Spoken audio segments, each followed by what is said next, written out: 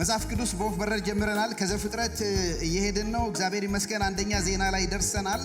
አንደኛ ዜና ላይ ዛሬ ሶስተኛ መልእክታችን ነው። ምናልባትም የዳዊትን ሕይወት ነው አንደኛ ዜና ላይ ጠቅላላ ያለው ከሹመት እስከ ሽበት ብየዋለሁ። ከሹመት እስከ ሽበት የመጀመሪያው የዛሬ 15 ቀን የዳዊትን ትውልድ አይተናል። ትውልዱን ከአዳም ጀምሮ እስከ ዳዊት እስከ እሴይ ድረስ እንዴት እንደመጣ አይተናል። የዛሬ ሳምንት ደግሞ የዳዊትን ሹመትን አይተናል። ዛሬ የዳዊትን መሻት እናያለን። ፍላጎቱን መሻቱን እናያለን። የዛሬ ሳምንት ደግሞ የዳዊትን ሽበት እናይና ስንብት ማለቴ ነው ዳዊትን እንሰነበተዋለን። how to live well የሚባል ብዙ መጽሐፍ አለ፣ ግን how to die well የሚል የለም። ከዚህ መጽሐፍ ግን በደንብ እንማራለን። ዛሬ የዳዊትን መሻት ነው። መሻት የሚለው ቃል ጠንከር ያለ ፍላጎት፣ ይሄንን ፍላጎት ደግሞ ለማድረግ አስፈላጊ የሆነ መስዋዕትነት የሚከፈል ሌት ተቀን የምናስበው ምናውጠነጥነው ምናወርደው ነው። መሻት ጠንካራ ፍላጎት ማለት ነው። ጠንካራ ፍላጎት የዳዊት መሻቱን እናያለን። መዝሙር 27 ላይ ቅድም ባነበብነው ክፍል እግዚአብሔርን ስንት ነገር ለምነዋለሁ፣ አንዲት ነገር ለምነዋለሁ፣ እሷንም ደግሞ ምን አረጋለሁ? እሻለሁ፣ ፐርሲው አረጋለሁ ነው። በህይወቴ ዘመን ሁሉ እሻታለሁ እቺን ነገር። እሷም ደግሞ በእግዚአብሔር ቤት ውስጥ መኖር ነው። ግን እግዚአብሔር ቤት ውስጥ ሲኖር ደግሞ የአምላኬን ውበት አይ ዘንድ በመቅደሱ ሆኜ አሰላስል ዘንድ። እንዲሁ አንድ ጥያቄ ልጠይቃችሁና ምክንያቱም የዛሬ 15 ቀን ስለ ሰለሞንም ደግሜ ጠይቃችኋለሁ። ሰለሞን ጋር ስንመጣ ምንድነው አንድ ነገር ውሽ የምታረጉት ማለት ውሽ የምታረጉት ምንድነው? በጣም የምትመኙት ጠንከር ያለ ፍላጎት። ጃንዋሪ ላይ አይታችሁ ፌብሩዋሪ ላይ የሚጠፋው አይደለም። በ95 አግኝ አስባችሁ 96 ላይ የሚጠፋ አይደለም። በጣም በህይወታችሁ ላይ በጣም በየጊዜው ያለ ጠንካራ ፍላጎት ምንድነው? ሰፋ ያለ ነው ማለት ምንድነው? በህይወታችሁ የምትመኙት ከሽበት በፊት ዳዊት ሽበቱን እናያለን። ሞቱ ከመሰናበቱ በፊት ያለው መሻት ነበር። ምንድነው የምትመኙት? ስለ ህይወታችሁ፣ ምናልባት ስለ ትዳራችሁ ምንድነው የምትመኙት? እግዚአብሔር ይሄን ነገር ቢያደርግ እፈልጋለሁ የምትሉ። ስለዚህ ቤተክርስቲያን ምንድነው የምትመኙት? ምናልባትም በየጊዜው የምትጸልዩበት ጉዳይ እግዚአብሔር እንዲያደርግ የምትፈልጉት ነገር ምንድነው? በትውልዱ ቅድም እዚህ በጸለይንላቸው አሁን እዚህ ሚድል ስኩል፣ እዚህ ሃይ ስኩል፣ ከዛ ጀርባ ኤሌመንተሪ ስኩል ደግሞ በዛኛው ቢልዲንግ አሉ። ተሰብስበናል አይደለም? ምንድነው ውሽ የምናደርገው ለሚቀጥለው ትውልድ? በመጨረሻ ደግሞ ስለ ምድራችን ባለፈው ባየነው በሶስቱ ነገር በፋሚሊ፣ በቤተሰብ እግዚአብሔር አውቶሪቲን ባስቀመጠበት፣ በቤተ ክርስቲያን፣ እንደገና ደግሞ በቤተ መንግስት ምንድነው የምንሻው? የዳዊት መነሻ ሐሳቡን እናነሳና ዛሬ ሰፊ ክፍል ነው ከምዕራፍ 13 እስከ 21 ምናልባት 7-8 ምዕራፍ ነው የምናሄደው። በቶሎ እናየዋለን። የዳዊት መሻት ሁለት መሻት አለው። ከዛ ደግሞ ሁለት ተግዳሮት አሉት። እነዚህ ነው የምናየው። ሁለት መሻት ሁለት ተግዳሮቶችን እናያለን። መሻቱ እንዳይሳካ መንገድ ላይ የሚገጥመው ተግዳሮትን እናያለን። የዳዊት መሻት ሁለት መሻቶች አሉ። በዚህ በሁለት ልከፍላችሁ እወዳለሁ። የመጀመሪያው መሻት ቁጥር 1 ብየዋለሁ። የቃል ኪዳን ታቦት ማስመለስ። መሻት የምትባል ልጅ አለችን አይደል? ዛሬ ስለሷ ነው ብዙ ደጋግመን እንሰማለን። አበባዬ ለምን መሻት እንዳልሻት አላውቅም። መሻት አለች እንዴ? የኛም መሻት አይደለም፣ የኛም ጽኑ ፍላጎት። መሻት ቁጥር 1 የእግዚአብሔርን ታቦት ማስመለስ ነው። ምዕራፍ 13-14 ላይ ስለዚህ ከታቦቱ ጋር በተያያዘ ጉዳይ አለ። ምዕራፍ 13 ቁጥር 1 እንዲህ ይላል፣ ዳዊትም ሻለቆችና መቶ አለቆች ከሆኑ የጦር ሹማምንት ሁሉ ጋር ተማከረ። ከዚያም ለመላው የእስራኤል ማህበር እንዲህ አለ፣ እንግዲህ ነገሩ መልካም መስሎ ከታያችሁና የአምላካችንን የእግዚአብሔር ፈቃድ ከሆነ በእስራኤል ግዛት ሁሉ ለሚኖሩ በሩቅም ሆነ በቅርብ ላሉ ለቀሩትም ወንድሞቻችን እንዲሁም በየራሳቸው ከተሞችና መሰማሪያዎች የሚኖሩ ካህናትና ሌዋውያን መጥተው ከኛ ጋር እንዲሰባሰቡ እንላክባቸው። ቁጥር 3 ዓላማው በሳኦል ዘመነ መንግስት ሳንፈልገው የነበረውን የአምላካችንን ታቦት መልሰን ወደኛ ምን እናርግ? እናምጣ። ነገሩም በሕዝቡ ሁሉ ዘንድ ተቀባይነት ስላገኘ መላው ማህበር ይህንኑ ለማድረግ ምን አረገ? ተስማማ። ዳዊት ነግሷል። ባለፈው እንዳየነው ሳኦል ተሽሯል፣ ዳዊት ነግሷል። ከ7 ዓመትም በላይ ነግሶ አሁን በአንድነት ደግሞ የሰሜኑንም የደቡቡን ክፍል እየገዛ ነው። ትንሽ ሲረጋጋ ነገሮች ሁሉ መልካም ሲሆኑ ባለፈው እንዳየነም ኢየሩሳሌምን ደግሞ ዋና መነገሻ ከተማ አድርጓታል። እሱ በዛ መኖር ጀምሯል። መንግስቱ ሴትል ሲያደርግ ሲረጋጋ የመጀመሪያ ነገር ያደረገውን ነገር ይሁ አንድ መሻት ነበረው። የእግዚአብሔር ታቦት አልተመለሰም። ስለ ኤሊ ስንማር አይታችኋል። ኤካቦድ ክብር ከእስራኤል ለቀቀ ብላ እስራኤሎች ሊዋጉ ሲሉ ታቦቱን ይዘው ሄደው ነበር። በጣም ይገርማችሁ እግዚአብሔርን አንታዘዝ ብለው ታቦቱን እንደ ማጂክ ነገር ቆጥረው ታቦቱን እኮ ይዘን ብንሄድ እናሸንፋለን አሉ። እንዳውም ታቦቱን ይዘው ምን ሆኖ ተሸነፉ። አንዴ ነፍሰ ጡር የነበረች ሴት ናት አይደለም ታቦቱ መማረኩን ሁሉ ስትሰማ የኤሊም ልጆች ስትሰማ ምጧ ይዟ ስትወልድ ክብር ከእስራኤል ለቀቀ ብላ የልጇን ስምን አለችው ኤካቦድ አለችው። ታቦቱ ወሰዱት። ብዙም አልቆየም። አሰቃያቸው። ዳጎን ጋር አረጉት። ብዙ አሰቃያቸው። ተመልሶ መጣ ወደ እስራኤል። ግን የሆነ ሰው ቤት ቁጭ ብሎ ነበር። ዳዊት በሳኦል ዘመን ሁሉ ስላልፈለግነው እስቲ የእግዚአብሔርን ታቦት እንፈልገው አለና በከተማ ውስጥ ያሉትን ትልልቅ መሪዎች ጠራ። ሁሉን ጠራና እንፈልገው ፕሮፖዝ አረገ። ተቀበሉት። ቅዱስ ሐሳብ ነው አይደል? ሸጋ ሐሳብ ነው። መልካም ሐሳብ ነው። ምክንያቱም የዳዊት ምኞት የእግዚአብሔር ሐልወት ነው። የእግዚአብሔር ፕሬዘንስ ነው። ታቦቱ ደግሞ የእግዚአብሔር መገኛ ነው። እኔ በዛ አገናኛችኋለሁ። በስርየት መክደኛው ድንኳን እግዚአብሔር ከሕዝቡ ጋር የሚገናኝበት ሙሴም ከሕዝቡ ጋር የሚገናኝበት ቦታ ነው። ትልቅ የክብር ቦታ ነው። የእግዚአብሔር ሐልወት መገለጫ ነው። የእግዚአብሔር ፕሬዘንስ ነው ታቦቱ። ስለዚህ ትልቁ ጥማቱ ኢየሩሳሌም ብቻዋን ብትሆን ምንም ዋጋ የለውም፣ ታቦቱ ያስፈልጋል። ታቦቱን እናምጣ አለ። ሰዎችን ጠየቀ። ሰዎች መጡ። ትልቅ በዓል ተደረገ። ታቦቱን ወደ ከተማ ይዘው መግባት ጀመሩ። አንድ አስደንጋጭ ነገር በመንገድ ተከሰተ። ኦዛ የሚባል የኦዛ ስብራት 13 ቁጥር 7 ላይ የእግዚአብሔርም ታቦት ከአሚናዳብ ቤት በአዲስ ሰረገላ ላይ አድርገው አመጡት። ሰረገላ የሚለውን አስምሩበት። ሰረገላውም ይነዱ የነበሩ ኦዛና አህዩ ነበሩ።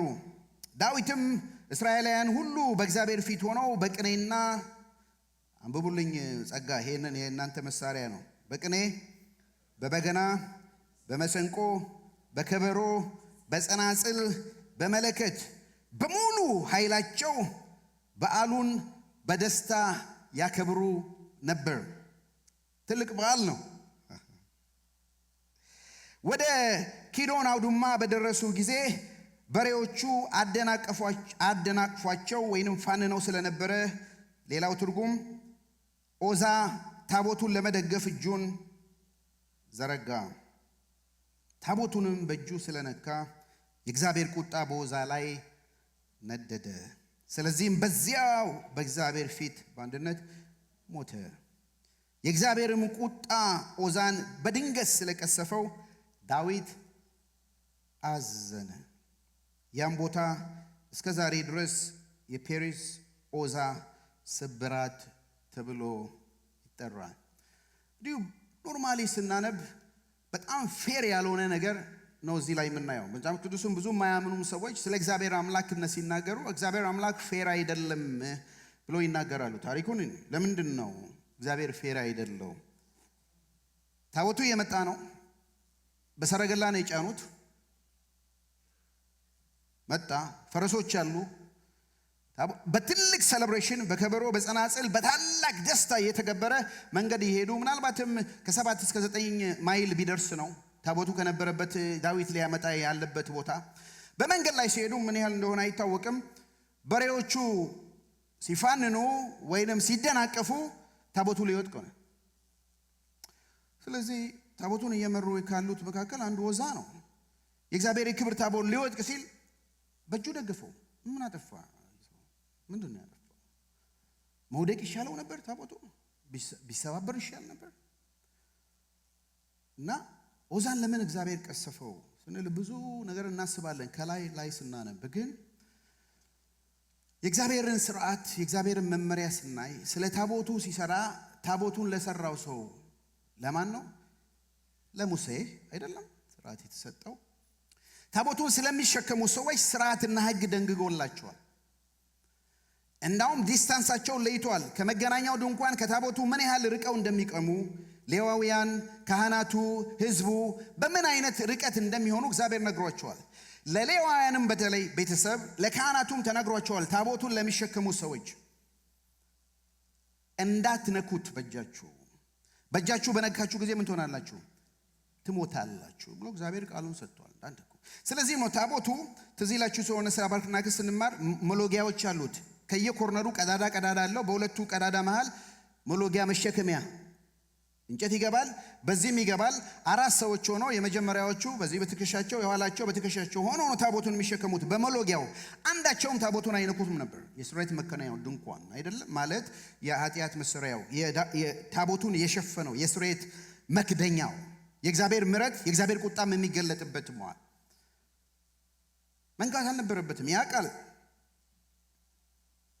ነካው እና እንደ ሰው አእምሮ ስናስብ በተለይ እንደ 21ኛው ክፍለ ዘመን ስናስብ እንዴ ከሚወድቅ ብንደግፈው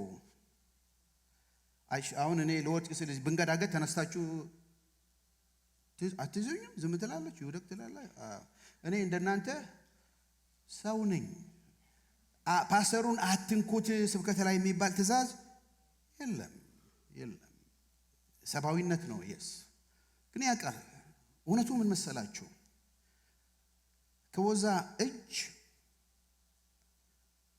የመሬቱ ደርት አፈር ንጹህ ነው። አፈሩ እግዚአብሔር የፈጠረው ፍጥረት ነው። የሰው መገኛ ከዛ ነው። የወዛ እጅ ግን ቆሽሿል። የታቦቱም ዋና ነገር የስርየት መክደኛው ዋናው ነገር የሰዎችን ኃጢአት ለማስወገድ ነው። በየጊዜው የኮርማ የፍየል ደም እየታረደ በሚገባበት አልቲሜትሊ አንድ ቀን የእግዚአብሔር ልጅ ኢየሱስ ክርስቶስ ደሙን አፍስሶ ወደ ቅዱሳን ሲያስገባ ነው የእግዚአብሔር ቁጣ ስርየቱ ላይ የበረደው። ኃጢአተኛ ነን ሰዎች። እጆቻችን አዲስ ኪዳን ላይ ወንዶች የተቀደሰ እጆቻቸውን ወደ እግዚአብሔር አንስተው ይባርኩ ይላል። ወገኖቼ ወይ እጆቻችን ንጹህ አይደሉም። ምንም ያህል ንጹህ ቢሆኑ የእግዚአብሔርን ውበት የእግዚአብሔርን ታላቅነት የእግዚአብሔርን ክብር የመንካት አቅም የለንም። ሙሴን እንኳን አይታችሁታል አይደል? ብዙ አፍላፍ የሚያወራውን ሰው አንዴ እባክህ ጌታ ወይ ካንተ ጋር መናገር ከጀመርኩ ፊትህን አሳየኝ። እግዚአብሔር ምን እንዳለው ታውቃላችሁ አይደል? ሸፍናለሁ። ሰው ፊቴን አይቶ አይድንም። እንደዚህ ብያለሁ። ከዚህ የምንማረው ፕሪንሲፕል እንድነው ብዬ ባስብ ያለ እግዚአብሔር ቃል ዕውቀት የሆነ መንፈሳዊ ጥማት ወይንም መንፈሳዊ መሻት የህይወትን ስብራት ያመጣል። ስትሮንግ ዲዛይር አለን እኛ። እግዚአብሔር ቢከብር ደስ ይለናል። እግዚአብሔር ቢያደርግ ደስ ይለናል። ጥማት አለን። መንፈሳዊ ዚል አለን። ፓሽን አለን። ምናልባትም እግዚአብሔር ነው ያስቀመጠው። ይሄ ግን የተቀመጠው ፓሽንና ዚል ቅናታችን ምንወጣው እንደ እግዚአብሔር ቃል ነው። አምልኮ ደስ ይላል። በገና መሰንቆ ሁሉ ነገር ተደርጓል። ዳዊትም ደስ እያለው የዘመረ ነው። ህዝቡ ሁሉ ደስ ብሎት ዘምሯል። ጥሩ እየሄዱ ነው። ነገሮች ሁሉ መልካም ነው። ግን የማይነካ ነገር አንድ ሰው ነካ፣ እሱ ተገዘፈ። ወገኖች ሆይ ምንም አይነት ቅናት ቢኖረን፣ ምንም ቪዥን ቢኖረን፣ ምንም ራዕይ ቢኖረን እንደ እግዚአብሔር ቃል የማናደርገው ነገር ለበረከት ሳይሆን ለስብራት ነው የሚሆነው። እግዚአብሔር ከምንም ነገር በላይ ስርዓቱን ይወደዋል። ያዘጋጀውን ደንብ ይወደዋል። በጎነቱን አታርጉ ሲለን ለኛም ጥቅም ነው። እግዚአብሔር ስለሚያውቅ አትንኩ ሲለን እልፍ በሉ ከመካከላችሁ ርኩሱንም ነገር አትንኩ ሲለን ለኛ ጥቅም ነው፣ ለሱም ደግሞ ክብር ነው። ስለዚህ የወዛን ስብራት እናያለን። በጣም አስደናቂ እና ዳዊት ልቡ አዘነ። በጣም ነው ያዘነው። ጥሩ ነገር ብላችሁ መልካም ነገር አርጋችሁ እግዚአብሔር ቪዥን ሰጠኝ ራዕይ ሰጠኝ ብሎ የተረሳውን ሳኦል ያላስተወሰውን በሳሙኤልም ዘመን ያልተፈለገውን እዛ ቁጭ ያለውን በአንድ ቤት ውስጥ ተዘግቶ ያለውን የክብር ታቦት ወደ እግዚአብሔር ቤት ማምጣት ኖብል የሆነ ነው። የተቀደሰ መልካም የሆነ እግዚአብሔርም ደስ የሚያሰኘው ነገር ነው። ግን እንዴት እንደምናመጣው እግዚአብሔር ይገደዋል። አንድ ተረት አለ፣ የትም ፍጪው አምጪው የሚባል ነገር እንደ እግዚአብሔር ጋር የት እንደተፈጨ መታወቅ አለበት አይደለም። እንደምንም ይምጣ ታቦቱ ብቻ እስራኤል ይምጣ አይደለም። እግዚአብሔር ይገደዋል የሥርዓት አምላክ ስለሆነ ማለት ነው። እንመጣለን በኋላ የእግዚአብሔር ቁጣ በማን በረደ? ዛሬም የእግዚአብሔርን ቃል ስለምንወስድ እግዚአብሔር ይመስገን። እግዚአብሔርን የጌታን ራት ከዛ እንዲህ ይላል የአቢዳራ ቤት በረከት ቁጥር 12 13 12 ዳዊት በዚህ ዕለት እግዚአብሔርን ስለፈራ ታዲያ የእግዚአብሔርን ታቦት ወደ እኔ እንዴት ማምጣት እችላለሁ አለ። ስለዚህ ታቦቱን ወደ ዳዊት ከተማ በመውሰድ ፈንታ የጋድ ሰው ወደ ሆነው ወደ አቢዳራ ቤት ወሰዱት። የእግዚአብሔርም ታቦት በአቢዳራ ቤት ከቤተሰቡ ጋር 3 ወር ተቀመጠ። እግዚአብሔርም ቤተሰቡና ያለውን ሁሉ ቀሰፈ፣ ባረከ። ይሄው ታቦት ለአንድ ሰው መቅሰፍት፣ ለአንድ ሰው በረከት። ይሄው እግዚአብሔር ፕሬዘንስ። ዛሬ ጌታ ራት እንወስዳለን። ሁሌም ጸልይ ታያላችሁ። ሰሞኑም ይሄን እያጠናው ሳለ ሻወር ሁሉ ስታጠብ ጌታ ሆይ እጆቼ ነጹ ይሁኑ። እሑድ ዕለት ያንተን አካል ባዲ የተቆረሰው ስጋህን እቆርሳለሁ በጉባኤ አይደለም እና ይሄ እጄ በመስቀል ላይ የሞተውን ስጋ ይቆርስ ዘንድ ይችላል። ንጹህ ነው ወይ? ዳዊት አዘነ የሚለው ነገር በእውነት የእግዚአብሔር ምሕረት ከምሕረቱ ከኪዳኑ ከመስቀሉ ባሻገር ስላለው ወደ እግዚአብሔር የመቅረብ ድፍረት ኢየሱስ ክርስቶስ ስለሰጠ እንጂ ሲምቦል የሆነው ነው አይደለም። ምልክት የሆነው ታቦት ስለነካ ሰው ከተቀጠፈ እንግዲያስ ዳዊት የጠየቀው ጥያቄ ነው። የእግዚአብሔር ታቦት ፊት ማን መቅረብ ይችላል? እንዴት ነው ወደ ከተማችንስ የምናቀርበው? ለምንድን ነው የፈለግኩት? ለምንድን ነው ታቦቱ እንዲመጣ የፈለግኩት? ያገለገሉትን ቅዱሳን ከቀጸፈ ብሎ መንገድ ላይ ሲሄዱ የተወሰነ ቤት አይ ከዚህ በኋላ ልንወስደው አንችልም። ማን ነው የሰውዬ ስሙ? አቢዳራ የሚባል ሰው እዛ አካባቢ ስለነበረ በል አንተ ቤት ይረፍ ተባለ። ይሄ ሰውዬ እንዴት እንደሚንቀጠቀጥ ይወቁ።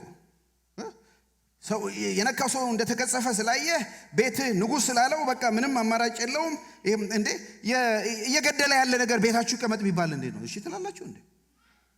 አንለም 3 ወር ምን አይነት 3 ዓመት 30 ዓመትም የሆነበት ነው ይመስለኝ። 3 ወር ተቀመጠ። ከዛ እግዚአብሔር እሱንም ልጆቹንም ቤተሰቡን ባረከ። የእግዚአብሔር ነገር ፕሮፐርሊ ስንይዘው እንደ እግዚአብሔር ቃሉ ስንይዘው በረከት ነው የሚያመጣልን። ያለን ፓሽን እና ቅናት ከእግዚአብሔር ቃል ውጪ እንደኛ ኦፒኒየን ሲሆን በመጀመሪያ ራሱ ዳዊት ታቦቱን ያስቀመጠው በምንድን ነው? በሰረገላ ላይ ነው። እግዚአብሔር እንደሱ አድርጉት ብሏል አላለም። ከየት ነው የኮረጁት? ፍልስጤማውያን ሲያስቸግራቸው አረ ይሄ መቅሰፍት መጣ ሲሉ በቃ ካርት ሰሩና እዛ ላይ አድርገው ሄዱ ብሎ ነው እንዳውም የሰደዷቸው አይደለም። መጡና የሆነ ቦታ ሲደርሱ ታቦቱን ተረከቡ ማለት ነው። እና ዳዊት ሌዋውያን ኮንሰልት አላደረገም። ሁለተኛ በደንብ ሲያማክራቸው ፕሮፐር ወይ ሲያደርግ እናየዋለን። አየና እንዴ ዝም ብሎ ሰው ተሸክሞት ከመሄድ እሱ የቱ ይመስላል? አሁን ለ21ኛው ክፍለ ዘመን እሱ በደንብ ናይስ ካርት ማንም ያልተቀመጠበት ጥሩ የሆነ ነገር ፍረሶች ያሉበት አይሻልም እንዴ? እንደሱ የተሽከረከረ ምናምን ነው አይደለም? ሰዎች ተሸክሞ እንደዚህ ከመሄዱ ነው አይደል? ብዙ ጊዜ የቴምፕቴሽኑ ቤተክርስቲያንም ስትመሩ በተለያየ ጊዜ ስናደርግ ከውጭ የምናየው የዓለም ሞዴል አለ፣ የሊደርሺፕ ሞዴል አለ፣ የአሰራር ሜትድ አለ። ብዙ ነገር ይሰራና ስራውንም ያቀላጥፈዋል። እውነቱን ለመናገር 4 ሰው ተሸክሞ እንደ ከሚል እነዚህ ተሸክመውት ቢሄዱ ጥሩ አይደለም እንዴ? ነገሩኝ እንጂ ነው። ምን ፈራችሁ? እንደሱ ነው። እና የኛ ማስተሳሰብ እንደሱ ነው። አይ ዳዊትም ኦኬ እንደዚህ ቢሆን ግን እግዚአብሔር እንደሱ አይደለም። ዓላማ አለው ለምን እንደፈለገ ማለት ነው። ምን ልላችሁ ፈልጌ ነው? ብዙ ጊዜ በእግዚአብሔር አሰራር ውስጥ እግዚአብሔርን ደስ ማሰኘት ከፈለግን እንደ መንገዱ እናርግ፣ እንደ ፈቃ እነሱ ስለሰሩ እነሱ ስላረጉ እነሱ መልካም ስለሆነ አይደለም። የእግዚአብሔር ቤት በእግዚአብሔር ስርዓት። ቁም ነገሩ ግን የእግዚአብሔርን አሰራር በእግዚአብሔር ስርዓት ስናደርግ እግዚአብሔር ይባርከናል። አሜን። ይኸው 15:1 ላይ ዳዊት ከዚህ ተማረ። ዳዊትም በስሙ በጠራቸው ከተማ ለራሱ ቤቶችን ሰራ። ለእግዚአብሔር ታቦት ቦታ አዘጋጅቶ ድንኳን ተከለ። ከዚያም ዳዊት የእግዚአብሔርን ታቦት እንዲሸከሙና ለዘላለም በፊቱ እንዲያገለግሉ እግዚአብሔር ከመረጣቸው ከማን ከሌዋውያን በቀር የእግዚአብሔርን ታቦት ማንም አይሸከም ሲል አዘዘ። 15:15 ሙሴ በእግዚአብሔር ቃል ምን እንዳደረገው እንዳዘዘው ሌዋውያን የእግዚአብሔርን ታቦት በትከሻቸው ላይ በመሎጊያዎች ላይ አድርገው ተሸከሙ። ዳዊትም በዜማ መሳሪያ ማለት በመሰንቆ፣ በበገና፣ በጸናጽል እየታጀበ የደስታ ዜማዎችን የሚያዜሙ መዘምራንን ከወንድሞቻቸው መካከል እንዲሾም ሌዋውያንን መሪዎችን ነገራቸው። ቁጥር 28 በዚህ ሁኔታ መላው የእስራኤል ሕዝብ በሆታ ቀንደ መለከትና እምቢልታ እየነፉ ጸናጽል እየጸነጸሉ መሰንቆና በገና እየደረደሩ የእግዚአብሔርን ኪዳን ታቦት አመጡ። ክብር ለእግዚአብሔር ይሁን። the right way አይደለም the right way ሲደረግ እንደዚህ ያደርጋል። እግዚአብሔርም ይሄን ተቀበለው። ቅድምም አምልኮ ነበረ፣ ሁሉ ነገር ነበረ፣ ግን ምን ትክክል ባልሆነ በእግዚአብሔር መንገድ አይደለም። እግዚአብሔር መንገድ አይደለም። አንዳንድ የተለመደ ንግግር ነው፣ ብዙ ጊዜ እንናገራለን። ዛሬ እንዴት ነበር ወርሺፕ? ፐርፌክት አይደለም? ጥሩ ነበር። ሳውንድ ሲስተሙም እግዚአብሔር ይባርካችሁ እናንተ የተባረካችሁ ልጆች። ኤቭሪቲንግ ኢዝ ዋስ ፐርፌክት አይደለም? ጥሩ ነው። አንዳንድ ጊዜ ግን ያ ጊዜ እና ቸርች ነው አምልኮ አልተመቸኝም።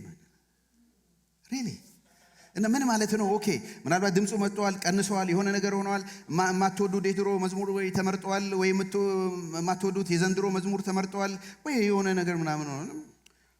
አምልኮ ደስ አላለኝም እንላለን። ኦኬ ጥሩ ነው። ግን መጀመሪያ አምልኮ ለማን ነው? ለእናንተ ነበር? ለእግዚአብሔር ነው? ለእኛ ነበር? ግን እንጠይቅ። እግዚአብሔር ወይ እግዚአብሔር ደስ ብሎታል ወይ? እግዚአብሔር ተቀብሎታል ወይ? የለም። እንለያያለን። እንደ እድሜያችን፣ እንደ ካልቸራችን፣ እንደ እድገታችን እንለያያለን። ግድ የለም፣ እሱ አይደለም። ግን እግዚአብሔር ተቀብሎታል ወይ? የመጀመሪያውን አምልኮ እግዚአብሔር አልተቀበለውም። ግን the same people ናቸው አይደለም የሚያመልኩት። ሁለተኛውን እግዚአብሔር ተቀብሎታል። ለምን? እንደ እግዚአብሔር ስርዓት ስለሆነ መደረግ ያለበት መሄድ ያለበት እንደ እግዚአብሔር ስርዓት ስለሆነ እግዚአብሔር ተቀበለው። ያንን አልተቀበለውም። እግዚአብሔር መንፈስ ነው አላት ኢየሱስ ለሳምራዊቱ ሴት። የሚሰግዱለት በእውነትና በመንፈስ ሊሰግዱለት ይገባል። ዕብራውያኑም ላይ እግዚአብሔርን በፍርሃትና በአክብሮት ልናመልከው ይገባል። እግዚአብሔር የልብ አምላክ ነው ወገኖች ሆይ፣ በጣም የልብ አምላክ ነው። ልብን የሚመረምር አምላክ ነው። ልባችንን ያውቃል። ሰዎች ውጫዊ ነገራችንን ያያሉ፣ እግዚአብሔር ግን የልብ አምላክ ነው። እንደ እግዚአብሔር ቃል ሲያረጉት፣ እንደ እግዚአብሔር ስራ ሲያረጉት እግዚአብሔር ተቀበለው። አሜን። ጸልያለሁ፣ አሁንም ጸልያለሁ። ኤቭሪ ሰንዴይ ኤቭሪ ፍራይዴይ በቅዱሳንም ጉባኤ በቤት ለቤትም የምናመልከውን አምልኮ እግዚአብሔር እንዲቀበለው በእውነት እንዲያየው። ወደ አቤልና ወደ መስዋዕቱ ተመለከተ፣ ወደ ቃየል ግን አልተመለከተም። እግዚአብሔር የሚቀበለው ደስ የሚለው አምልኮ፣ በቃ እግዚአብሔር የሚረካበት አምልኮ፣ የሚያየው አምልኮ እግዚአብሔር እንስጠው። አሜን። ይህም ደግሞ እንደ ቃሉ ስናመልከው ነው። በፍርሃት በመንቀጥቀጥ ለአምላክነቱ የሚገባውን ስናደርግ ነው። ክብር ለእግዚአብሔር ይሁን። መጣ፣ ደስ እያላቸው ዳዊት እየዘለለ መጣ። ቁጥር 29 ይሄ ምዕራፍ ሲጨርስ ምዕራፍ 15 የእግዚአብሔርም የኪዳን ታቦት ወደ ዳዊት ከተማ ሲገባ የሳኦል ልጅ ሜልኮል በመስኮት ሆና ተመለከተች። ንጉሡ ዳዊት ሲደሰትና ሲያሸበሽብ ባየች ጊዜ በልቧ ወደደችው። ምን አረገች? ናቀችው።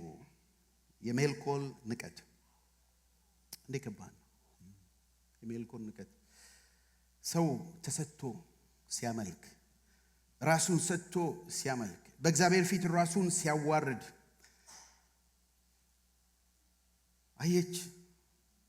በመስኮት ሆና ትመለከት ነበር።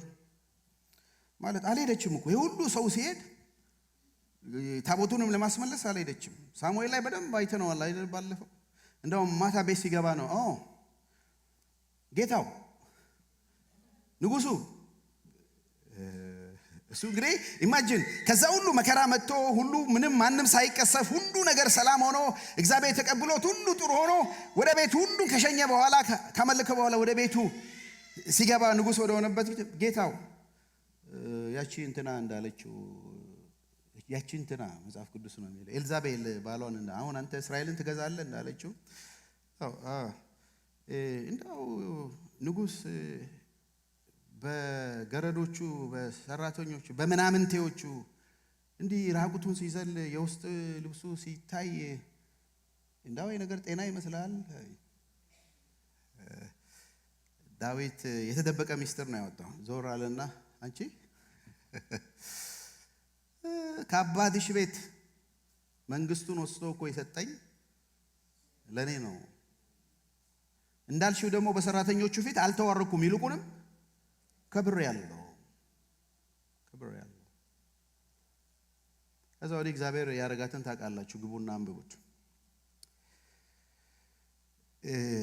በጣም አደራ እምላችሁ እንደ ሁለቱ ሰዎች በገባቸው በተረዱት ነገር ለእግዚአብሔር አምላካቸው በሚያረጉት ነገር በተረዱት ነገር በመሰላቸው ነገር ሲያረጉ አስተያየት አትስጡ። ፕሊዝ አትስጡ። ብዙ የተደረገለት ብዙ ኢየሱስን ያነበረም እንደ ያን ሰው ይሄ እቺ ሴትዬ ምን ሆኗን ቢያቅ ኖሮ ነብይ ቢሆን እቺ ምንድነው ሴተኛ ዳሪ መሆኗን ያቅ ነበር ያባረራት ነበር ሲል ጌታ መለሰ። አንተ ቤተ ጠርተኝ እግሬን እንኳን በኋላ አጠብክም። እቺ ሴት አጠበችኝ አይደለም ሽቶ አረከችልኝ ምንም አላረክም። በኋላ በምሳሌ ይነግረዋል እንደውም ሌላው ቦታ እና ማን ነው የሚወደው ሲል ብዙ የተደረገለት ነው። ብዙ ይቅር የተባለ ነው። ብዙ ይቅር የተባለ ብዙ የተወደደ ብዙ ያደርጋል አምላኩ። አሜን። አምላኩን ያመልካል። ደግሞ ምንም ያልመሰለው ይሄ ንቀት ነው፣ ውርደት ነው፣ ንጉስን የማይመጥን አምልኮ ነው። የትኛው ነው እሱ ንጉስ የማይመጥን? እስኪ የማይመጥናችሁ አምልኮ አለ እንደዚህ ቤት? ለእናንተ የማይገባ አምልኮ አለ? ለእኛ የማይገባ አምልኮ አለ? ዳዊት በኋላ እግዚአብሔር የሚናገረውን አለ እንዳው እግረ መንገድ ቆም ልበልና እግረ መንገድ ትምህርት ሚስቶች ሆይ ባሎቻችሁ እግዚአብሔርን ሲወዱ ሲያገለግሉ ሲያመልኩ ራሳቸውን ሲሰጡ አትናቋቸው። ፕሊዝ በፍጹም አትናቋቸው። ይልቁንም አደፋፍሯቸው። በርታ፣ አይዞ፣ የምታገለግለው አምላክህን ነው እግዚአብሔርን ነው፣ በርታ፣ እኔም ደግፋለሁ፣ እኔም አለው በሏቸው። ባሎች ከሚስት ትልቅ እገዛ ሲያገኙ እውነቱን ለመናገር የቸርች ሰው 50 ሰው በርታ አገልግል ከሚላችሁ ሚስታችሁ አገልግል ስትል ይሄ የሚሞቅ ነገር አለ አይደል? በጣም ዘራፍ ነው ምንለው። ግን 50 ሰው አገልግሎ ብሎ ሚስት አይ እኔ አገልግሎትን አልደገፉ በቃ በጣም መንፈስ እንዲህ ሚደፋ ነው። ልገልብጠው። ባሎች ሆይ ሚስቶቻችሁ በቅንነት በታማኝነት የእግዚአብሔርን ቤት ወደው ሕይወታቸውን ሲሰጡ ኑራቸውን ሲሰጡ ገንዘብ ለእግዚአብሔር ሥራ ሲሰጡ በእግዚአብሔር ቤት በታማኝነት ሲያገለግሉ ሚስቶቻችሁን እንዳትንቁ በፍጹም። ይልቁንም ሰፖርት አድርጓቸው፣ ደግፏቸው። ደስታቸው በአገልግሎታቸው ሕይወታቸው በአገልግሎታቸው ስለሆነ እንደግፋቸው። አሜን። የሜልኮል ንቀት ዋጋ አለው፣ ያስከፍላል። ሜልኮልን ብዙ አስከፍሏታል። አንዳንድ የመጽሐፍ አስተማሪዎች ያው ሜልኮል ከዛ ወዲህ ልጅ አልወለደችም ይላል። እግዚአብሔር ልጅ አልሰጣትም። ከዚሁ ጋር አያይዞ ሳሙኤል ሲተርግልን ከዛ አንዳንድ የመጽሐፍ ቅዱስ አስተማሪዎች እንደውም ያምናሉ። ትረስ ማድረጋቸው መጽሐፍ ቅዱስ አስተማሪ ሲናገሩ በቃ ዳዊት ኮምፕሊትሊ ከሷ ጋር መተኛት አቆመዋል ይላሉ።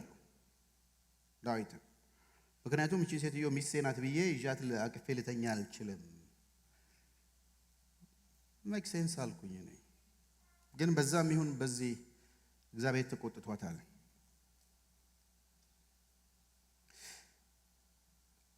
ይሁን እንጂ ዳዊት እዚህ ላይ አንደኛ ዜና ላይ ምንም አይናገርም። ታቦቱ ከመጣ በኋላ ሁሉ ከገባ በኋላ እንዲህ አለ። መሐሌቱን እናያለን። የዳዊት መሐሌ መዝሙር ማለት አንደኛ ዜና 16 ስለ መዝሙሩ ነው። ጠቅላላ መዝሙሩ ነው። እስከ 43 ቁጥር ያሉት አለፍ ብዬ ላንብብ። ቁጥር 7 በዚያ ቀን ዳዊት በመጀመሪያ ለአሳፍና ለሥራ ጓደኞቹ ይህን እግዚአብሔር ምስጋና መዝሙር ሰጠ። እግዚአብሔርን አመስግኑ፣ በአንድነት እናንብበው፣ ስሙንም ጥሩ፣ ሥራውን በአሕዛብ መካከል አሳውቁ፣ ተቀኙለት፣ ዘምሩለት፣ ድንቅ ሥራዎችን ሁሉ እግዚአብሔርን አመስግኑ፣ ስሙንም ጥሩ፣ ለአሕዛብም ሥራ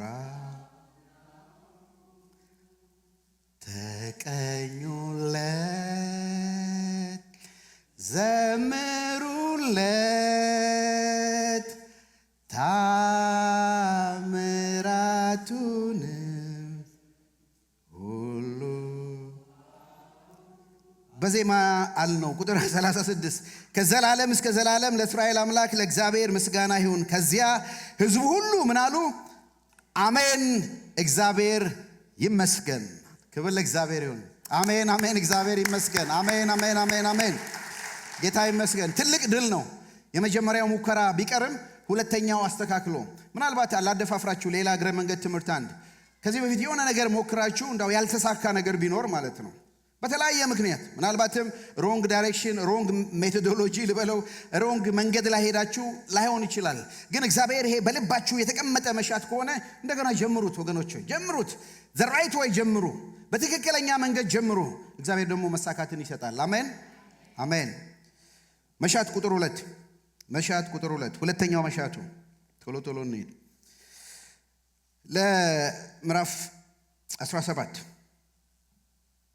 እንዲህ ነው። መሻት ቁጥር 2 ምዕራፍ 17 ቁጥር 1 ዳዊት በቤተ መንግስቱ አዲሱን ትርጉም አንብቡልኝ። ምን ይላል? ተደላድሎ በተቀመጠበት ጊዜ ነቢዩ ናታን እነሆ እኔ ከዝግባ በተሰራ ቤተ መንግስት ውስጥ እኖራለሁ፣ የእግዚአብሔር የኪዳን ታቦት ግን በድንኳን ውስጥ ይኖራል አለው። ናታንም ለዳዊት እግዚአብሔር ካንተ ጋር ስለሆነ ያሰብከውን ሁሉ አድርግ አለው። በጣም ደስ አለኝ የዳዊት ልብ። ዳዊት ትንሽ በቃ ረፍት ካገኘ ከጠላቶቹ ከምናምን ሪላክስ ሆኖ ሲቀመጥ የእግዚአብሔርን ነገር ነው የሚያስበው። መጀመሪያ ታቦቱን አሰበ። አሁን ለታቦቱ ራሱ ታበርናክል ራሱ ድንኳን ሰራለት። ምናልባትም ሙሴ የሰራውን አይነት ኢንስትራክሽን ተከትሎ ነው። ከቤተ መንግስቱ ጎን ሰራና ታቦቱን አምጥቶ የት አስቀምጦታል? እዛ ውስጥ። ከዛ ከቆየ በኋላ ሲደላደል ሁሉ ነገር ሲመቻቸው ጋድ የሚባለውን ነቢይ ጠራና እንዲህ አለው፣ እኔ ተደላድያለሁ፣ ሁሉ ነገር ጥሩ ነው፣ መልካም ነው፣ ግን የእግዚአብሔር ታቦት የመጣው ታቦት ድንኳን ውስጥ ነው ያለው። እኔ እንኳን በዝግባ ከሚያምሩ እንዲህ አይነት ቢዩቲፉል ቦታ ኖሬ የእግዚአብሔር ታቦት የእግዚአብሔር ሃሎት የእግዚአብሔር ፕሬዘንስ ድንኳን ውስጥ ነው ያለው። ስለዚህ ቤት ልሰራለት አስቤያለሁ ሲለው ቅቡል ነው አለው ነብዩ። ሸጋ ሐሳብ አይደለም እንዴ ይሄ? ልጸልይበትም እኮ የሚያሰኝ አይደለም። የእግዚአብሔርን ፈቃድ ልወቅ ምናምን አላለም። ነብዩን በጣም የተሳሳተው እዚህ ላይ ነው። ምን አለው? እግዚአብሔር ካንተ ጋር ነው፣ ያሰብከውን ሁሉ አድርጋለሁ ብሎ ወደ ቤቱ ሄደ። የእግዚአብሔር ቃል ማታ መጣለት። ቁጥር 3 በዛች ሌሊት የእግዚአብሔር ቃል ወደ ናታን እንዲህ ሲል መጣ። ሂድና ባሪያዬ ዳዊትን እንዲህ ብለህ ንገረው፣ እግዚአብሔር የሚለው ይህ ነው፣ እኔ የምኖርበትን ቤት የምትሰራልኝ አንተ አይደለህም። እስራኤል ከግብፅ ምድር ካወጣውበት ቀን ጀምሮ እስከ ዛሬ ድረስ ከአንዱ ድንኳን ወደ ሌላ ድንኳን፣ ከአንዱ ማደሪያ ወደ ሌላው ማደሪያ እሄድ ነበር እንጂ በቤት ውስጥ አልተቀመጥኩም።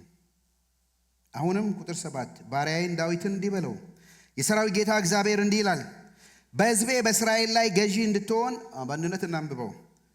ከሜዳ አነሳሁ፣ ከበግ ጥበቃ ላይ ወሰድሁ፣ በሄድክበት ሁሉ ካንተ አልተለየውም፣ ጠላቶችን ሁሉ ከፊትህ አጠፋሁልህ። አሁንም ስምህ እንደ ምድር ታላላቅ ሰዎች ስም ገናና አድርገዋለሁ። ደስ የሚል ነው። ተመለሳለሁ ናታንን ተመለሰ። እግዚአብሔር እንዲህ ብሎኛል፣ ቤት አሰራልኝም። ምክንያቱም በእጅህ ብዙ ደም አለ፣ ጦረኛ ነህ፣ ደም አለ። በዚህ በደም እጅህ የኔን መቅደስ ልሰራ አትችልም፣ ግን ከልጅህ ከሚወለደው አንዱ ይሰራልኛል አለው። ግን ለመሆኑ እኔ ጠይቄያለሁ ወይ? ካንተ በፊት የነበሩትን ነገሥታት ጠይቄያለሁ ወይ? ቤት ስሩልኝ ብያል ወጣኝ። ከድንኳን ድንኳን ከማደሪያ ማደሪያ ስመላለስ ነው የነበርኩ። ስላሰብክልኝ ጥሩ ነው፣ ግን አንተ አሰራልኝ። እጅህ ንጹህ አይደለም፣ ንጹህ አይደለም። ዴቪዲክ ኮቨነንት ይባላል። እግዚአብሔር በተለያየ ጊዜ እስከ 7 የሚደርሱ ቃል ኪዳን ገብቷል። ከአዳም ጀምሮ ለኖህም ገብቷል። በጣም ሶስቱ የታወቁት የአብርሃም ኮቨነንት፣ የሙሴ እና ደግሞ የዳዊት ነው። አንኮንዲሽናል ኮቨነንት ነው ለዳዊት የገባለት። ምንም ነገር ራሱ በእግዚአብሔር በራሱ ሙሉ ነው የሚያደርገው። ከዘር የሚወለደውን እኔ ባርከዋለሁ። እንደውም እንዲህ ይላል ቁጥር 9 የራሳቸው መኖሪያ ስፍራ እንዲኖራቸው ከእንግዲህ በኋላ እንዳይናወጡ ለሕዝቤ ለእስራኤል መኖሪያ ስፍራ እሰጣቸዋለሁ። ለአብርሃም ምሎለታል፣ ለእስራኤል መኖሪያ ስፍራ ይሰጣቸዋል። ከዚህም ቀደም እንዳደረግኩት ክፉዎች ከእንግዲህ አይጮቁናቸውም። እግዚአብሔር ቤት እንደሚሰራልህ በግልጽ እነግርሃለሁ። ዘመንን ጨርሰ ወደ አባቶች በምትሄድበት ጊዜ ከአብራክህ ከተከፈሉት ልጆች አንዱ በእግርህ እንዲተካ አደርጋለሁ። መንግሥቱን ምን አደርጋለሁ? አጸናለሁ። ቤት የሚሰራልኝ እርሱ ነው። እኔም ዙፋኑ ለዘላለም አጸናለሁ። አባት ሆነዋለሁ፣ እሱ ልጅ ይሆናል። በቤቴና በመንግሥቴ ላይ ለዘላለም አኖረዋለሁ፣ ዙፋኑም ለዘላለም ይጸናል ብሎ ናታን የዚህን ራእይ ቃል በሙሉ ለዳዊት ነገረው። ዋው! እንዲህ ነው ጌታ እግዚአብሔር ያለው። ዳዊት ቤት ልሰራልኝ አሰብክ? ጥሩ ሐሳብ ነው፣ ግን አንተ ሳትሆን ለእኔ ቤት የምሰራው እኔ ነኝ። ለአንተ ቤት የምሰራው ለትውልድ ሁሉ የምሰራው ከአብራክ ከተወለደው ከሰለሞን እሱን ያንተን ዳይናስቲ ይጠብቃለሁ። ይሄ ሰለሞን 40 ዓመት ነው የነገሰው። እግዚአብሔር ግን ምንድነው የሚለው? ለዘላለም ንጉሥ ከቤተ አስነሳለሁ፣ መንግሥቱን አጸናለሁ። እኔ ደግሞ አባት ሆነዋለሁ፣ እሱ ደግሞ ልጅ ይሆነኛል። ነቢዩ ስለማን ያወራል? ይሄን ስለ ኢየሱስ። መጽሐፍት ሁሉ ስለማን ይናገራሉ? ስለ እኔ። ሉቃስ 1:30 ላይ ገብርኤል ወደ ማርያም ተልኮ የመጀመሪያውን ሲያበስራት ደስ ይበልሽ ጸጋን የሞላብሽ ሆይ ካላት በኋላ እንዲህ አላት። መልአኩም እንዲህ አላት፣ ማርያም ሆይ በእግዚአብሔር ዘንድ ሞገስ አግኝተሻልና አትፍሪ። እነሆ ትጸንሻለሽ፣ ወንድ ልጅም ትወልጃለሽ፣ ስሙንም ምን ትይዋለሽ? ኢየሱስ ትይዋለሽ። እሱም ታላቅ ይሆናል፣ የልዑልም ልጅ ይባላል። ጌታ አምላክ የአባቱን የማን ዙፋን? የዳዊትን ዙፋን ይሰጠዋል። በያዕቆብ ቤት ላይ ለዘላለም ይነግሣል፣ ለመንግሥቱም ፍጻሜ የለውም። ሃሌሉያ! አሜን፣ አሜን፣ አሜን፣ አሜን፣ አሜን። መጽሐፍት ሁሉ ስለ እኔ ይናገራሉ። ለሰለሞን አባት ሆናለሁ ያለ እውነተኛ ልጁ ኢየሱስ ክርስቶስ ነው የመጣው። ከዳዊት ዘር የሆነው የእግዚአብሔር ልጅ ኢየሱስ ክርስቶስ የእሱ መንግሥት የዘላለም መንግሥት ነው። መንግሥቱ ሁሉን ትገዛለች። መንግሥቱ በዘመናት መካከል ትገዛለች። ዳዊት የገዛው ሰለሞንም የገዛው እስራኤል ምድር ነው። ሚድልስት ላይ ያለች ትንሽ አገር ናት። እሱን ነው የገዛው። የገዙትም ለ40 ዓመት ነው። ነገር ግን ከእሴይ ቁጥቋጦ የሚመጣው የእግዚአብሔር ልጅ ኢየሱስ ክርስቶስ እግዚአብሔር አባቱ የሆነ እሱ ልጅ የሆነ መንግሥቱ የዘላለም መንግሥት ነው። ሃሌሉያ! መንግሥቱ የዘላለም መንግሥት ነው። መንግሥቱ ሁሉን ትገዛለች። ምድርን ብቻ አይደለም፣ ሰማይን ይገዛል፣ ምድርን ይገዛል፣ ኤዥያን ይገዛል፣ አፍሪካን ይገዛል፣ አሜሪካን ይገዛል። መንግሥቱ የዘላለም ነው። ሃሌሉያ! አሜን፣ አሜን፣ አሜን፣ አሜን፣ አሜን። ክርስቶስ ተኮር ትርክቱ ይሄ ነው። ይሄ ነው ቃል ኪዳን። ለዳዊት የገባው ቃል ኪዳን ይሄ ነው ወገኖች ሆይ፣ ማንም የማያስቆመው። ሁለተኛ ዜናን ስንመለከት እናያለን። የእስራኤል ነገሥታት በጠፉ ጊዜ ይሄን ላይን ተከትሎ ነው ኢየሱስ ክርስቶስም የዳዊት ልጅ አብርሃም ልጅ ብሎ ማቴዎስም ሲጀምር ሉቃስም እስከ አዳም ድረስ የወሰደው የዳዊት ምላሽ ነው። ከዚያም ንጉሡ ዳዊት ገባ። ይሄ መልእክት ሲደርስለት በእግዚአብሔር ፊት ተቀምጦ እንዲህ አለ፣ እግዚአብሔር አምላኬ ሆይ ለመሆኑ እስከዚህ ያደረስከኝ እኔ ማን ነኝ? ቤቴስ ምንድን ነው? አምላክ ሆይ ይህ በፊትህ በቂ እንዳልሆነ ቆጥረህ ስለ ወደፊት የባሪያን ቤት ተናገርክ። አቤቱ እግዚአብሔር እንዳንተ ያለ ማንም የለም። በጆሮአችን እንደሰማን ሁሉ ከአንተ በቀር ሌላ አምላክ የለም። አሁንም እግዚአብሔር ሆይ አንተ አምላክ ነህ። ይህ መልካም ነገር ለማድረግ ለባሪያ ተስፋ ሰጥተዋል። ቁጥር 27 በፊትህ ለዘላለም እንዲኖር አሁንም የባሪያን ቤት ልትባርክ ወደድህ። እግዚአብሔር ሆይ የባረከው አንተ ስለሆነ ለዘላለም የተባረከ ይሆናል። እግዚአብሔር ሲባርክ ለዘላለም ነው። ክብር ለእግዚአብሔር። ቆም እንበል። ታንክስ ጊቪንግ ነው ይሄ ሰሞን። ትራዲሽን አለን በዚህ ቤተክርስቲያን አይደል? በታንክስ ጊቪንግ ሰሞን ማጉረምረም አይፈቀድም። ዳዊትና እግዚአብሔር እንዴት እንደተግባቡ ዳዊት ምን አለው? እግዚአብሔር ምን አለው ዳዊትን? ከሜዳ አነሳው፣ ከሜዳ አነሳው፣ መንግስትን ሰጠው፣ ከበግ ጥበቃ አነሳው። ትንሽ ቆም እንበልና እግዚአብሔር ኬት አነሳን ልጠይቃችሁ፣ እንደ ወንድም ልጠይቃችሁ። ኬት አነሳችሁ? ጌታ ኬት ነው ያነሳን? ከምን አነሳን? የት ነው ያገኘን? ልውሰዳችሁ። የዛሬ 10 ዓመት 20 ዓመት 30 ዓመት የዛሬ 40 ዓመት የት ነበራችሁ? ምን ሲሰሩ ነበር? ኑሯችሁ ምን ይመስል ነበር? ሙያችሁ ምን ነበር?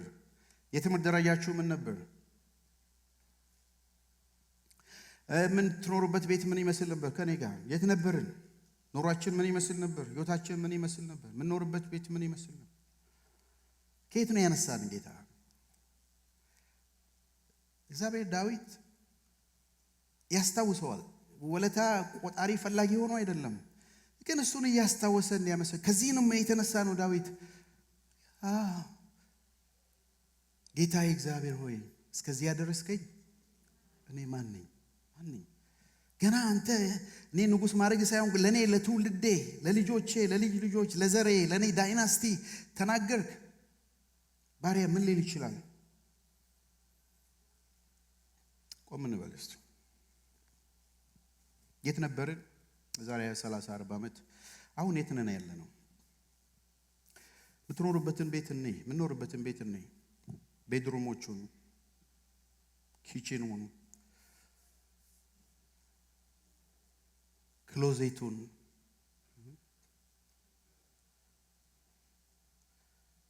ፓርኪንግ ገራጁን እኔ ምነዳቸው መኪና እኔ ከአንድ ሁለት ከሁለት ሶስት ምኖርበትን ቤት እኔ እዚህ ሀገር አንዳንዶቻችን ሀገር ቤት ያለንን ቤት እኔ እዚህም ሀገር ሁለት ሶስት ቤት ያለን ማን ረዳን? ማን አገዘን? ማን ሰጠን? ልጆች የሰጠንን ልጆቻችንን ይሁን ቆም ብለን እናስብ። በእውነት እናስብ። ይሄንን ስንቆጥር ምንናገረው ሌላ ነገር ምንም የለንም። የዳዊት ተግዳሮት ሁለት ተግዳሮት ላንሳ። መሻቱን እግዚአብሔር ፈጸመለት። ተግዳሮት አንደኛው የውጪ ተግዳሮት ነው፣ ጦርነት ነው። የውጪ ተግዳሮት ጦርነት ምዕራፍ 18 19 እና 20 ዳዊት ተዋግቶ ያሸነፋቸው ናቸው። ይሄ መሻቱ ሞልቶ ለሰለሞን ያዘጋጀለት ነገር እንዳይኖር የሚገራደረው ነገር መጣ። የመጀመሪያው ጦርነት ነው።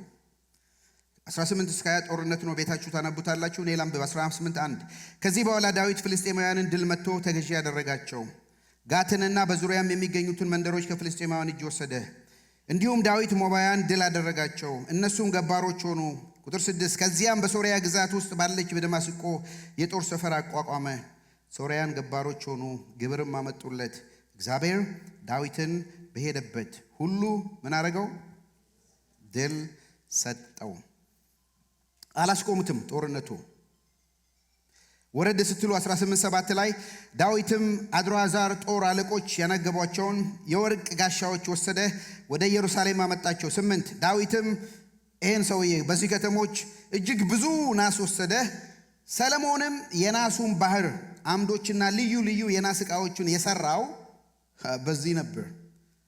የሐማት ንጉሥ ቶኦ ልጁን አዶራምን ወደ ንጉሡ ዳዊት ላከው። አዶራምም ከወርቅ ከብር ከናስ የተሰሩ ልዩ ልዩ ዕቃዎች ያመጣለት። ቁጥር 11 ንጉሡ ዳዊት ከኤዶም እና ሞዓብ ከአሞናውያን ከፍልስጤማውያን ከአማሌቃውያን ከነዚህ ሁሉ መንግስታት የማረከው ምን ወርቅና ብር ከዚህ ቀደም እንዳደረገው ሁሉ እነዚህን ዕቃዎች ለእግዚአብሔር ምን አደረገው? በጣም የሚገርማችሁ የሚቀጥለው ሳምንት እናያለን። ሁሉ ነገር አዘጋጅቶ ያመጣው ከነገስታት ሁሉ ያመጣውን ነገር ነው። ሰለሞንም ራሱ ቤተ መቅደሱን የሰራው እግዚአብሔር ከነዚህ ነገስታት ውስጥ የሰጠውን ንብረት ነው፣ ገንዘብ ነው። ስለዚህ ጦርነቱ ዳዊት እግዚአብሔር የጠራውን እንዳይፈጽም ነበር። ይልቁንም ግን የዳዊት ቪዥን እንዲሞላ እግዚአብሔር በጦርነቱ ድል ሰጠው። ኦፖዚሽንን ጉደዱት ወገኖች ሆይ። እንደ እግዚአብሔር ቃል የሆነ ኦፖዚሽን እግዚአብሔር ለጠራን ጥሪ የሚያደርሰን ነው እንጂ መንገድ ላይ የሚያስቀረን አይደለም። በመንገዱ ላይ ብዙ ተቃውሞ ብዙ ተጽዕኖ ቢመጣበትም እግዚአብሔር ድል ሰጥቶት አሸንፎ ይልቁንም እግዚአብሔር በልቡ የተቀመጠውን ቤተ መቅደስ እንዲሰራ እግዚአብሔር ገንዘብ እንዲሰበስብ አደረገው። ብር ወርቅ እንዲሰበስብ አደረገው። አንዳንድ ጊዜ በመንገዳችን ላይ በጽድቅ እየሄድን በመንገዳችን ላይ ለሚመጣ ኦፖዚሽን፣ ተጽዕኖ፣ ተቃውሞ ዝም ብላችሁ ቁሙ። የሚሆነውን የእግዚአብሔር መድኃኒት እዩ። እሱ ስለናንተ ይዋጋልና። ሰልፉ የማን ነው? የእግዚአብሔር ነው። ሃሌሉያ! አሜን፣ አሜን፣ አሜን፣ አሜን፣ አሜን። ስለዚህ ጦርነቱ ለበረከት ሆነለት። የውጭውን ተግዳሮት ዳዊት በድል አጠናቀቀ፣ በድል ነሽነት። የወደቀበት ግን የውስጥ ተግዳሮት ነበር። እሱም የልብ ትዕቢት ነው። አንደኛ ዜና ጸሐፊ ብዙ ስለ ዳዊት ውድቀት አይነግረንም። ከቤርሳቤ ጋር ያደረገው፣ ኦርዮንን ያስገደለው፣ ልጆቹ የተነሱበት፣ የአምኖን ልጆቹ ሴቶቹን የደፈሩበት ምናምን የለም። እቺን ቦታ ግን ጠቅሶልናል። ለምን? ስለ ክፋቱን ብቻ ለማሳየት ስለሆነ ሳይሆን እዚህ ቦታ ላይ ስለሆነ ቤተ መቅደሱ የሚሰራው ይሄን ታሪክ ነግሮናል። የልቡን ትዕቢት 21 ምዕራፍ 21 የውስጥ ተግዳሮት 21 ቁጥር 1 ሰይጣን በእስራኤል ላይ ተነስቶ ዳዊትን የእስራኤል ሕዝብ እንዲቆጥር አንብቡልኝ አነሳሳው። ዳዊትም ኢዮአብንና የሰራዊት አዛዦችን ሄዳችሁ ከቤርሳቤ እስከ ዳን ያሉትን እስራኤላውያን ቁጠሩ፣ ከዚያም ምን ያህል እንደሆኑ አውቅ ዘንድ ንገሩኝ አለ።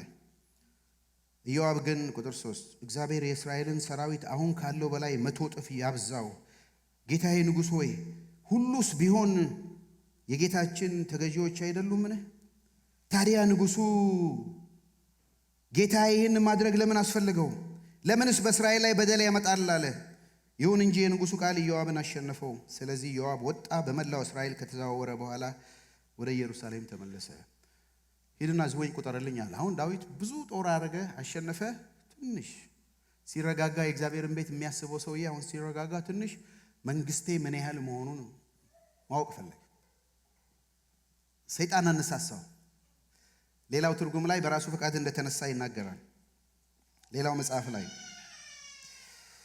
ኢዮአብን ሂድ አለው። አረ ኢዮአብ ዳዊትን አረ ይቅር እባክህ፣ ይሄ አጸያፊ ነገር ነው፣ ይቅር። ምን አረገ? ለምን ነው መቁጠር የምትፈልገው? ባትቆጥሮስ ያንተ አይደለም? ሂድ። ምክንያቱም ንጉሥ ነው፣ አሸነፈው።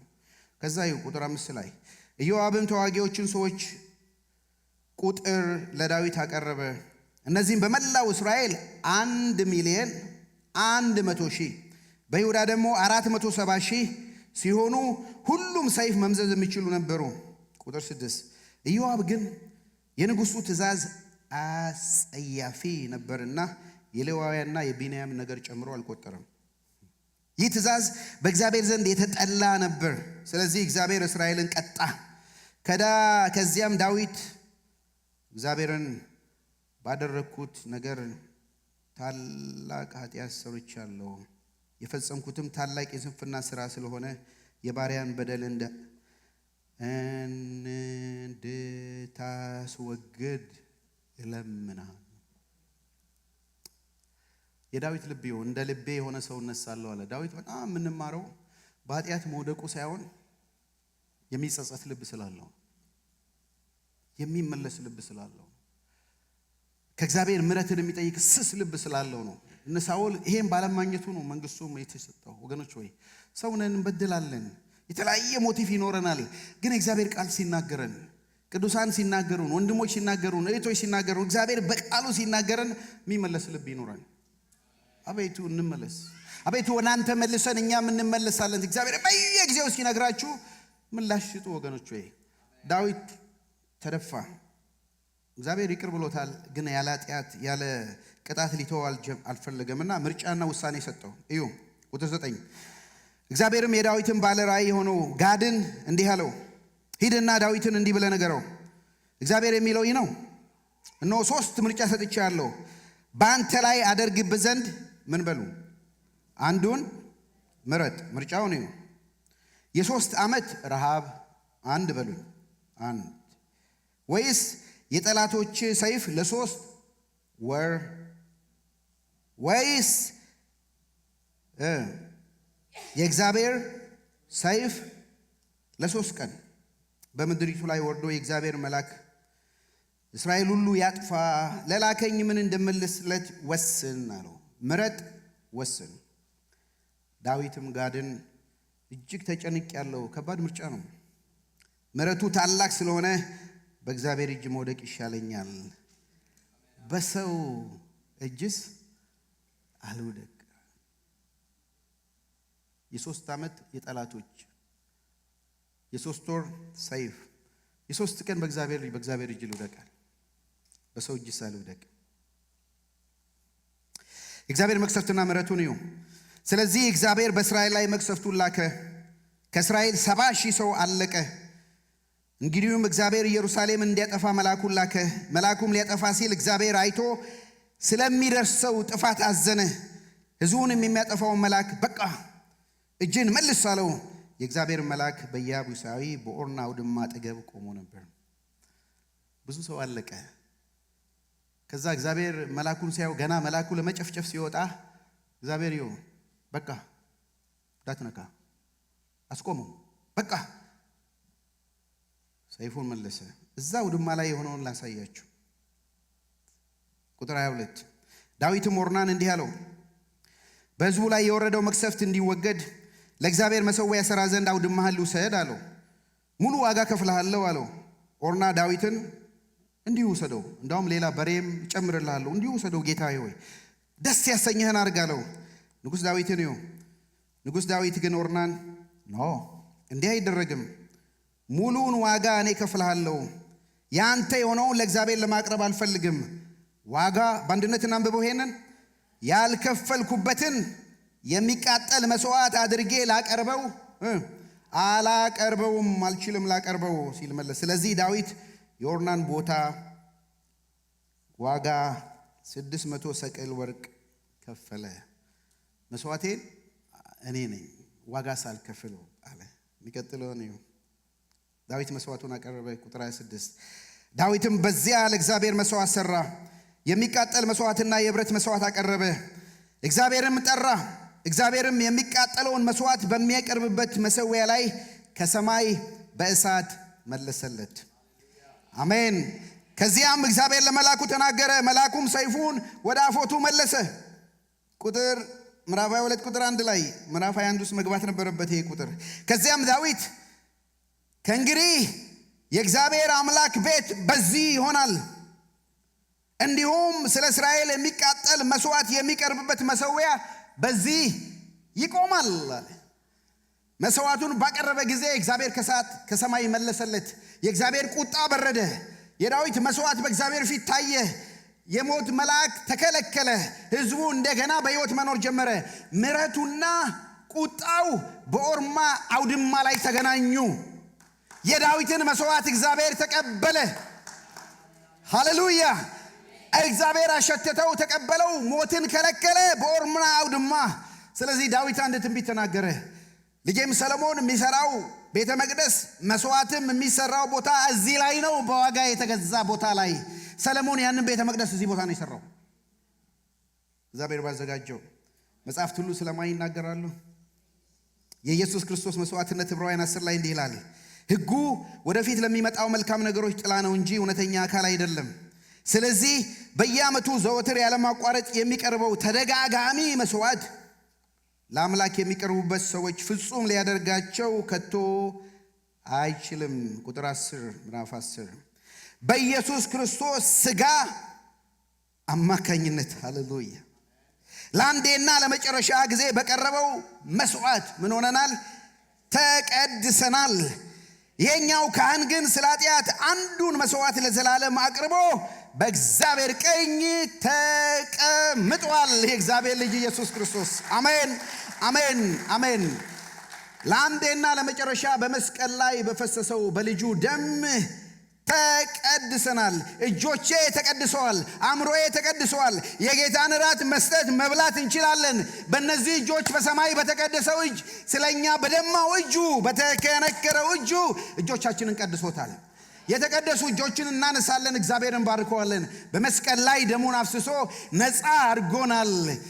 የዳዊት መስዋዕት በኦርና አውድማ የእግዚአብሔርን ቁጣ እንዳበረደ የልጁ የኢየሱስ ክርስቶስ መስዋዕት ለዓለም ሁሉ በመስቀል ላይ አብርዞታል። እሱ ጨርሶታል።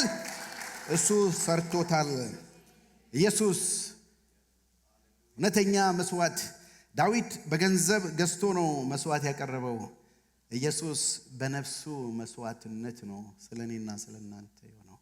ከዳዊት ልጅ የሚመጣው የእግዚአብሔር ልጅ ኢየሱስ ክርስቶስ የዳዊት ዘር የሆነው የዓለም ሁሉ መድኃኒት ነው። ታውቀዋለህ ወንድሜ፣ ታውቂዋለሽ እህቴ።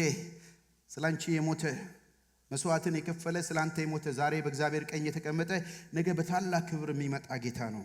ከሰማነው ነገር ዋናው ቁም ነገር ይሄ ቢጠፋብን ከዳዊት ዘር የሆነው አንድያ ልጁን ኢየሱስ ክርስቶስን በጎልጎታ መስዋዕት በማድረግ ከዘላለም ሞት መቅሰፍት ያዳነንን እግዚአብሔር አምላካችንን ዘወትር እንፈልገው። እግዚአብሔርን አንዲት ነገር ለምነዋለሁ፣ እሷንም እሻለሁ። በሕይወቴ ዘመን ሁሉ በቤቱ መሻታችን ይሄ ይሁን። ወደ እግዚአብሔር ቤት እንምጣ። ዘወትር እግዚአብሔርን እናምልከው። የዳዊት መሻት ይሄ ነው። ታቦቱን ማስመለስ፣ ቤተ መቅደሱን። በአዲስ ኪዳን ስንመጣ ታቦቱ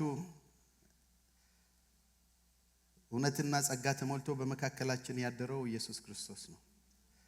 ቤተ መቅደሱም እሱ ነው። ቤተ መቅደሱን አፍርሶት አነሳዋለሁ ያለ ሁሉ ስለሱ ነው። እውነተኛው ቤተ መቅደስ ኢየሱስ ክርስቶስ ነው። እሱም ብቻ ሳይሆን እናንተም የእግዚአብሔር ቤተ መቅደስ ናችሁ አለ። ለኛ በአዲስ ኪዳን ላለው እግዚአብሔር የጠራን ይሄ ነው። ታቦቱም መቅደሱም የእግዚአብሔር ልጅ ኢየሱስ ክርስቶስ ነው። የእግዚአብሔር ሀሎት እሱ ነው። ስለዚህ ነው ሁለትም ሶስት ስትሰበሰቡ እኔ በዛ እገኛለሁ። ጌታ በመካከላችን አለ።